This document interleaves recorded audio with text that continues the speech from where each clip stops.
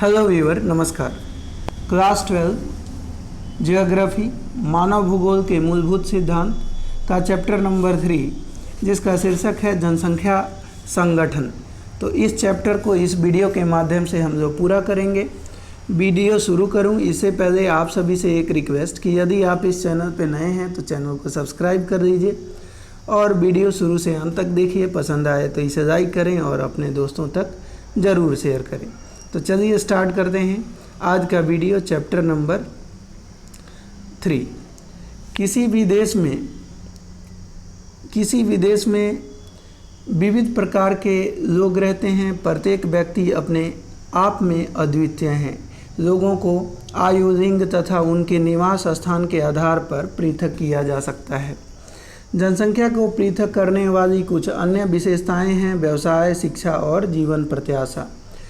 लिंग संगठन, स्त्रियों और पुरुषों की संख्या किसी देश की महत्वपूर्ण जनांकीय विशेषता होती है। जनसंख्या में स्त्रियों और पुरुषों की संख्या के बीच के अनुपात को लिंग अनुपात कहा जाता है। कुछ देश में यह निम्न सूत्र द्वारा परिकल्पित किया गया है। लिंग अनुपात को आप पुरुष जनसंख्या डिवाइडेड बाई स्त्री जनसंख्या इंटू 1000 अथवा प्रति 1000 स्त्रियों पर पुरुषों की संख्या। भारत में इस सूत्र का प्रयोग कर लिंग का अनुपात ज्ञात किया जाता है। स्त्रियों की जनसंख्या डिवाइडेड बाई पुरुषों की जनसंख्या इंटू 1000 यानी अथवा प्रति 1000 पुरुषों पर स्त्रियों की जनसंख्या। लिंग अनुपात किसी देश में स्त्रियों की स्थिति के संबंध में महत्वपूर्ण सूचना हमें देता है। जिन प्रदेशों में लिंग भेदभाव अनियंत्रित होता है वहाँ लिंग अनुपात निश्चित रूप से स्त्रियों के प्रतिकूल होता है। इन क्षेत्रों में स्त्री भ्रूण हत्या तथा स्त्री शिशु हत्या और स्त्रियों के प्रति घरेलू हिंसा की प्रथा प्रचलित होती है। इसका एक कारण इन क्षेत्रों में स्त्रियों की सामाजिक आर्थिक स्तर का निम्न होना भी हो सकता है। आपको स्मरण होगा कि जनसंख्या में अधिक स्त्रियों के होने का अर्थ यह नहीं है कि उनका स्तर बेहतर है। यह भी हो सकता है कि पुरुष रोजगार के लिए अन्य क्षेत्रों में प्रवास कर गए हों। प्राकृतिक लाभ बनाम सामाजिक हानि। स्त्रियों को पुरुषों की तुलना में जैविक लाभ प्राप्त है क्योंकि वे पुरुषों की तुलना में अधिक स्थिति स्थापक होती हैं। फिर भी यह लाभ उन सामाजिक हानियों व भेदभाव द्वारा जिन्हें वे अनुभव करती हैं समाप्त हो जाता है। विश्व की जनसंख्या का औसत लिंग अनुपात प्रति 100 स्त्रियों पर 102 पुरुष हैं। विश्व में उच्चतम लिंग अनुपात लैटविया में दर्ज किया गया है जहां प्रति 100 स्त्रियों पर 85 पुरुष हैं। इसके विपरीत निम्नतम लिंग अनुपात संयुक्त अरब अमीरात में दर्ज किया गया है जहां प्रति 100 स्त्रियों पर 311 पुरुष हैं। लिंग अनुपात के विश्व प्रतिरूप से विश्व के विकसित प्रदेशों में कोई अलग अंतर नहीं दिखाई पड़ता है। संयुक्त राष्ट्र संघ द्वारा सूचीबद्ध 139 देशों में लिंग अनुपात स्त्रियों के अनुकूल है जबकि 72 देशों में यह उनके प्रतिकूल है। सामान्यतः एशिया में लिंग अनुपात निम्न है जैसे कि चीन, भारत, सऊदी अरब, पाकिस्तान, अफगानिस्तान जैसे देशों में लिंग अनुपात और भी निम्न है। दूसरी ओर रूस सहित यूरोप के एक बड़े भाग में पुरुष अल्पसंख्या में हैं। यूरोप अनेक देशों में पुरुषों की कमी है। वहाँ स्त्रियों की बेहतर स्थिति तथा भूतकाल में विश्व के विभिन्न भागों में अत्यधिक पुरुष उत्प्रवास के कारण हैं।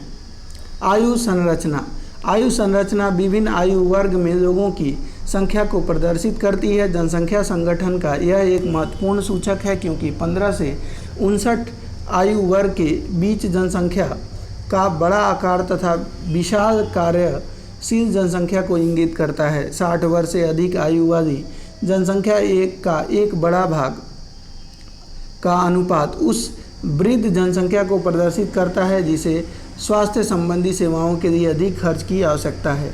इसी प्रकार युवा जनसंख्या के उच्च अनुपात का अर्थ है कि प्रदेश में जन्म दर ऊंची है व जनसंख्या युवा है। आयु लिंग पिरामिड जनसंख्या की आयु लिंग संरचना का अभिप्राय विभिन्न आयु वर्गों में स्त्रियों और पुरुषों की संख्या से है। जनसंख्या पिरामिड का प्रयोग जनसंख्या की आयु लिंग संरचना को दर्शाने के लिए किया जाता है। जनसंख्या पिरामिड की आकृति जनसंख्या की विशेषताओं को परिलक्षित करती है। प्रत्येक आयु वर्ग में बायां भाग पुरुषों का प्रतिशत तथा दायां भाग स्त्रियों का प्रतिशत दर्शाता है। चित्र 3.1, 3.1, 3.2, 3.3 जनसंख्या पिरामिड के विभिन्न प्रकार को दर्शाते हैं। विस्तारित होती जनसंख्या। नाइजीरिया की आयु लिंग पिरामिड जैसा कि आप देख सकते हैं विस्तृत आकार वाले त्रिभुजाकार पिरामिड हैं जो अल्प विकसित देशों का प्रतिरूप हैं। इस पिरामिड में उच्च जन्म दर के कारण निम्न आयु वर्गों में विशाल जनसंख्या पाई जाती है। यदि आप बांग्लादेश और मैक्सिको के लिए पिरामिड की रचना करें तो वे भी कुछ ऐसे ही दिखाई देंगी। तो ये फिगर आप देख सकते हैं यहाँ पे, वीडियो को पॉज करके। स्थिर जनसंख्या। ऑस्ट्रेलिया का आयु लिंग पिरामिड घंटी के आकार का है जो शीर्ष की ओर शुंडाकार होता जाता है। यह दर्शाता है कि जन्म दर और मृत्यु दर लगभग समान है, जिसके परिणाम स्वरूप जनसंख्या स्थिर हो जाती है।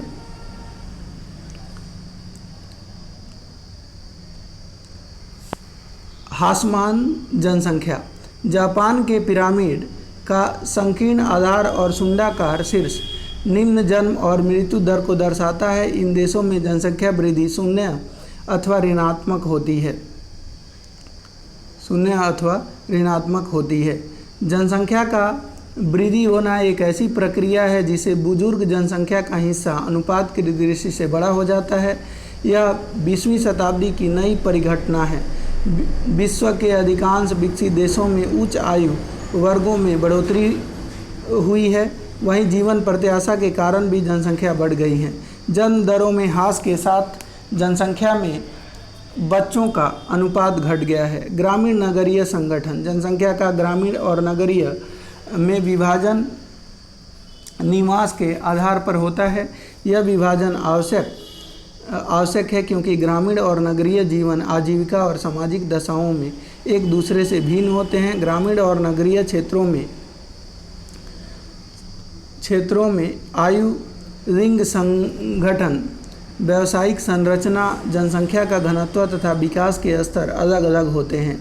यद्यपि ग्रामीण और नगरीय जनसंख्या में अंतर करने के मापदंड एक देश से दूसरे देश में भिन्न होती हैं। सामान्य रूप से ग्रामीण क्षेत्र वे होते हैं जिनमें लोग प्राथमिक क्रियाओं में संलग्न होते हैं और नगरीय क्षेत्र वे होते हैं जिनमें अधिकांश कार्यशील जनसंख्या गैर प्राथमिक क्रियाओं में संलग्न होती हैं।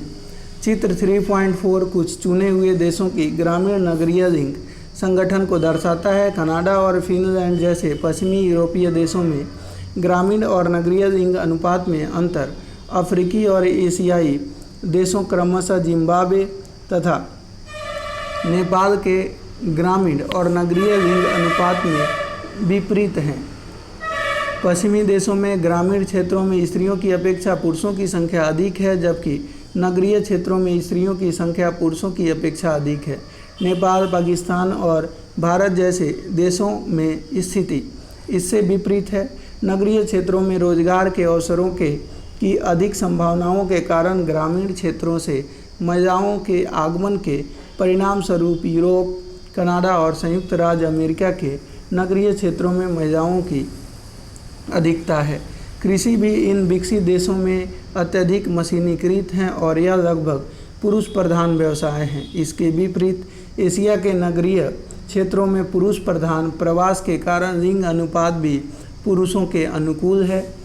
उल्लेखनीय है कि भारत जैसे देशों में ग्रामीण क्षेत्रों के कृषि कार्यों में महिलाओं की सहभागिता काफ़ी ऊंची है। नगरों में आवास की कमी, रहन सहन की उच्च लागत, रोजगार के अवसरों की कमी और सुरक्षा की कमी महिलाओं के गांव से नगरीय क्षेत्रों में प्रवास को रोकता है। साक्षरता, किसी देश में साक्षर जनसंख्या का अनुपात उसके सामाजिक आर्थिक विकास का सूचक होता है, क्योंकि इसे रहन सहन के स्तर, महिलाओं के सामाजिक स्थिति, शैक्षणिक सुविधाओं की उपलब्धता तथा सरकार की नीतियों का पता चलता है। आर्थिक विकास का स्तर साक्षरता का कारण एवं परिणाम दोनों ही है। भारत में साक्षरता दर 7 वर्ष से अधिक आयु वाले जनसंख्या के उस प्रतिशत को सूचित करता है जो पढ़ लिख सकता है और जिसमें समझ के साथ अंकगणितीय परिकल्पना करने की योग्यता भी है। आप इस फिगर को ग्रामीण नगरीय लिंग संगठन को ये दर्शाया गया, इसको वीडियो पॉज करके देख सकते हैं। व्यावसायिक संरचना, कार्यशील जनसंख्या अर्थात 15 से 59 आयु वर्ग में स्त्री और पुरुष कृषि, वानिकी, मत्स्यन, विनिर्माण, निर्माण, व्यावसायिक, परिवहन सेवाओं, संचार तथा अन्य वर्गीकृत सेवाओं जैसे व्यवसायों में भाग लेते हैं। कृषि, वानिकी, मत्स्य तथा खनन को प्राथमिक क्रियाओं, विनिर्माण को द्वितीयक क्रिया तथा व्यापार, परिवहन, संचार और अन्य सेवाओं को तृतीयक क्रियाओं तथा अनुसंधान, सूचना प्रौद्योगिकी और वैचारिक विकास से जुड़े कार्यों को चतुर्थक क्रियाओं के रूप में वर्गीकृत किया जाता है। इन 4 खंडों में कार्यशील जनसंख्या का अनुपात किसी राष्ट्र के आर्थिक विकास के स्तरों का एक अच्छा सूचक है। इसका कारण यह है कि केवल उद्योगों और अवसंरचना से युक्त एक विकसित अर्थव्यवस्था है द्वितीयक, तृतीयक और चतुर्थक सेक्टरों में अधिक कमियों को समायोजित कर सकती है। यदि अर्थव्यवस्था अभी भी आदिम अवस्था में है तब प्राथमिक क्रियाओं में संलग्न लोगों का अनुपात अधिक होगा, क्योंकि इसमें मात्रा अधिक संसाधनों का विदोहन होता है। तो दोस्तों, ये चैप्टर हम लोगों ने कंप्लीट कर दिया है। उम्मीद है चैप्टर समझ में आई होगी। चैप्टर समझ में आया हो तो लाइक कर दीजिएगा। चैनल पे नए हैं तो सब्सक्राइब ज़रूर करें। धन्यवाद।